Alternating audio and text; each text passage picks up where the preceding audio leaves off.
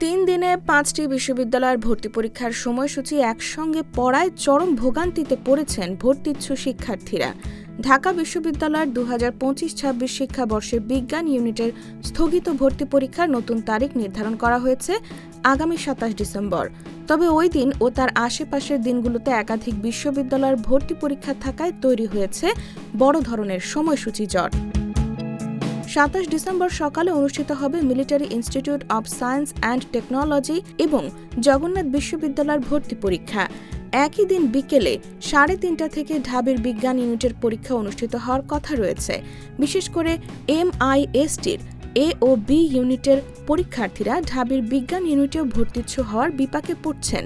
সকালে MISTর পরীক্ষা দিয়ে বিকেলে ঢাবির পরীক্ষায় অংশ নেওয়া অনেকের জন্য বাস্তবসম্মত নয় বলে জানিয়েছেন শিক্ষার্থীরা। এর আগের দিন 26 ডিসেম্বর অনুষ্ঠিত হবে জগন্নাথ বিশ্ববিদ্যালয়ের বিজ্ঞান ও লাইফ অ্যান্ড আর্থ সায়েন্স অনুষদের ভর্তি পরীক্ষা এবং বাংলাদেশ অ্যাভিয়েশন অ্যান্ড অ্যারোস্পেস বিশ্ববিদ্যালয়ের ভর্তি পরীক্ষা। পরদিন 28 ডিসেম্বর রয়েছে জাহাঙ্গীরনগর বিশ্ববিদ্যালয়ের IBA-ZU ভর্তি পরীক্ষা। ফলে টানা 3 দিনে 5টি বিশ্ববিদ্যালয়ের ভর্তি পরীক্ষায় অংশ নিতে হচ্ছে বিজ্ঞানের শিক্ষার্থীদের। এ অবস্থায় শিক্ষার্থী অভিভাবকদের একাংশ ঢাবির ভর্তি পরীক্ষা পেছানোর দাবি তুলেছেন। সামাজিক যোগাযোগ মাধ্যমেও বিষয়টি নিয়ে আলোচনা চলছে।